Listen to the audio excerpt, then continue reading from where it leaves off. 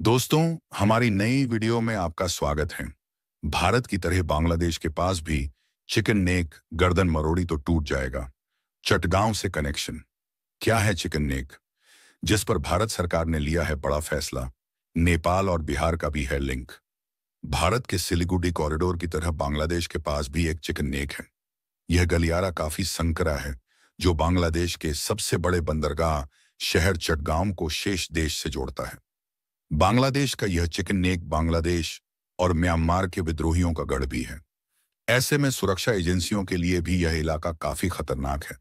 दोस्तों, आगे बढ़ाने से पहले हमारे इंडियन आर्मी के लिए वीडियो को लाइक और चैनल को सब्सक्राइब जरूर कर लें। और जय नाम खड़ा हिंद जय भारत जरूर लिखे दें। भारत के चिकन नेक के नाम से मशहूर सिलीगुड़ी कॉरिडोर अक्सर सुर्खियों में छाया रहता है।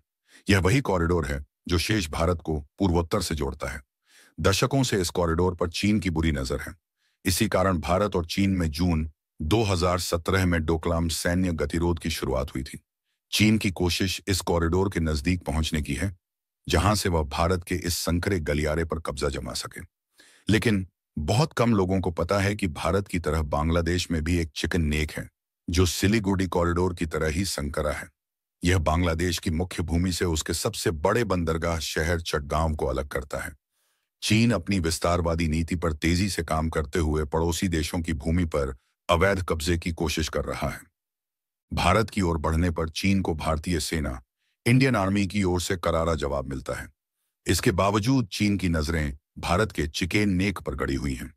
सिलीगुड़ी कॉरिडोर और सिलीगुड़ी कॉरिडोर का भारत के चिगुड़ी देखिए चिकन नेक के रूप में जाना जाता है। 2017 में जब भारत और चीन के बीच डोकलाम संकट, इंडिया चाइना डोकलाम क्राइसिस पैदा हुआ, तो ये एक महत्वपूर्ण मार्ग बनकर उभरा। ये कॉरिडोर पश्चिम बंगाल, वेस्ट बंगाल में स्थित है। इसकी लंबाई 60 किलोमीटर है और ये 20 किलोमीटर चौड़ा है। सिलीगुड़ी कॉरिडोर उत्तर पूर्व को भारत के बाकी हिस्सों से जोड़ता है। यह कॉरिडोर न केवल एक जरूरी व्यापार मार्ग है, बल्कि दक्षिण पूर्व एशिया के साउथ ईस्ट एशिया के लिए भी एक महत्वपूर्ण प्रवेश द्वार है। चिकन नेक पर अपनी निर्भरता कम करने के लिए भारत सरकार ने बड़ा प्लान बनाया है। अगर यह अमल में आता है तो बिहार और बंगाल आपस में जुड़ जाएंगे। भारत सरकार नेपाल के रास्ते इस रेलवे ट्रैक को तैयार करेगी। इस प्लान में बिहार के जोगबनी को बंगाल के न्यू माल जंक्शन से जोड़ने के लिए नेपाल के विराटनगर के रास्ते रेलवे लाइन बनाया जाना प्रस्तावित है। टाइम्स ऑफ इंडिया की रिपोर्ट के मुताबिक भारतीय रेलवे ने नेपाल के विराटनगर और न्यू माल जंक्शन के बीच फाइनल लोकेशन सर्वे के लिए 190 किलोमीटर के रूट को मंजूरी दी है। इस रूट का मुख्य उद्देश्य पूर्वोत्तर को भारत से जोड़ने वाले सिलीगुड़ी कॉरिडोर पर निर्भरता कम करना है। इस कॉरिडोर को चिकन नेक भी कहा जाता है। यह है भारत सरकार का नया प्लान। टाइम्स ऑफ इंडिया की रिपोर्ट में बताया गया कि भारतीय रेलवे ने 190 किलोमीटर के रूट को मंजूरी दी है। इसके तहत गलगलिया बिहार, भद्रपुर नेपाल, कजली बाजार अटे नेपाल के लिए और 12.5 किलोमीटर की नई रेलवे पटरियों की जरूरत होगी। रिपोर्ट में बताया गया कि जोगबनी विराटनगर सेक्शन में भारत में 18.6 किलोमीटर और नेपाल में 13.15 किलोमीटर के ट्रैक शामिल होंगे। नेपाल सरकार जल्द ही इस क्षेत्र को अपने अधिकार में ले लेगी। बाकी हिस्से में काम किया जा रहा है। क्या है चिकन नेक? क्यों भारत के लिए है जरूरी? भारत को पूर्वोत्तर से जोड़ने वाले सिलीगुड़ी कॉरिडोर को पर सरकार अपनी निर्भरता कम करने वाली है। पूर्वोत्तर से भारत को जोड़ने वाले सभी रेल रूट इस्लामपुर में अलुआबारी से होकर गुजरते हैं। यह एरिया चिकन नेक में आता है। यह सारा एरिया नेपाल और बांग्लादेश के बीच 22 किलोमीटर के क्षेत्र में आता है। अलुआबारी से ट्रेनें न्यू जलपाईगुड़ी जंक्शन या सिलीगुड़ी जंक्शन की ओर जाती हैं। चिकन नेक पर चीन की इस समय नजर है, इसलिए यह भारत के लिए काफी अहमियत रखता है। बांग्लादेश का चिकन नेक कितना महत्वपूर्ण? बांग्लादेश की इस संकरी पट्टी को बंद करने से उसकी 20% भूमि देश के बाकी हिस्से से अलग हो सकती है। अगर यह गलियारा कभी बंद हो जाता है तो उसका सबसे बड़ा बंदरगाह और शहर चटगांव अलग थलग पड़ सकता है। हालांकि इस गलियारे का महत्व भारत के सिलीगुड़ी कॉरिडोर की तरह उतना गंभीर नहीं है। इसका प्रमुख कारण बांग्लादेश की मुख्य भूमि का चटगांव से समुद्री संपर्क ज्यादा होना है। चटगांव का यह इलाका घने वनों और पानी की धाराओं से भरा हुआ है। अपने भूभाग और द्वीपीय प्रकृति के यह भारत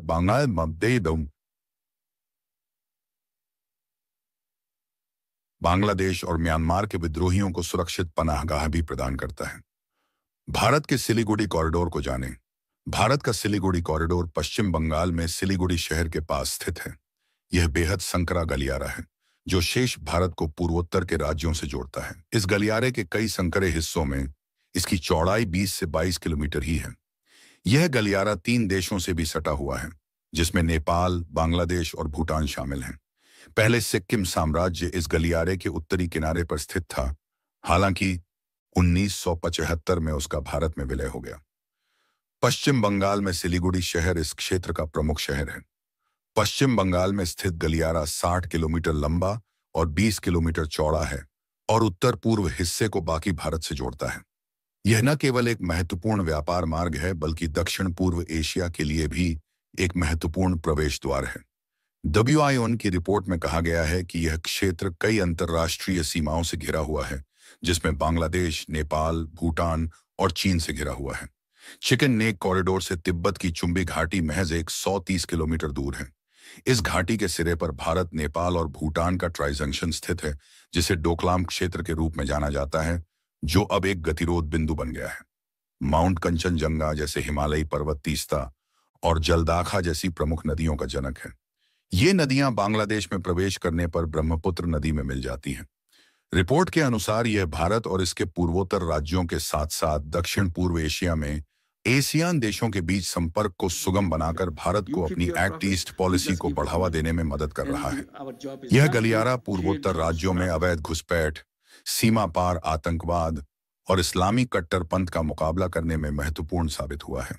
दक्षिण पूर्व एशिया गोल्डन ट्रायंगल के लिए कुख्यात है, जिससे जुड़े म्यांमार, थाईलैंड और लाओस में संगठित अपराध और मादक पदार्थों की तस्करी प्रचलित है। युद्ध की स्थिति में निभा सकता है अहम भूमिका। ION की रिपोर्ट के मुताबिक युद्ध की स्थिति में सिलीगुड़ी कॉरिडोर के माध्यम से आसानी से हथियार और सैनिकों लामबंद किया जा सकता है। पेइचिंग अपनी बेल्ट एंड रोड योजना के लिए अपनी वैश्विक व्यापार पहुंच में सुधार के बहाने भारत के पड़ोसी देशों में भारी निवेश कर रहा है, लेकिन निवेश के नाम पर ये देश चीन के जाल में फंस रहे हैं। ज्यादातर पश्चिमी देश चीन की आलोचना इस बात के लिए करते हैं कि वह गरीब विकासशील देशों पर ऋण थोपता है, जिनके वापस भुगतान करने की कोई उम्मीद नहीं है। इसका इस्तेमाल वह राजनीतिक प्रभाव का लाभ उठाने के लिए इसका उपयोग करने की कोशिश कर रहा है, जबकि चीन का कहना है कि देश इन कर्जों के लिए उसके आभारी रहते हैं और उन्हें इसकी बहुत जरूरत है।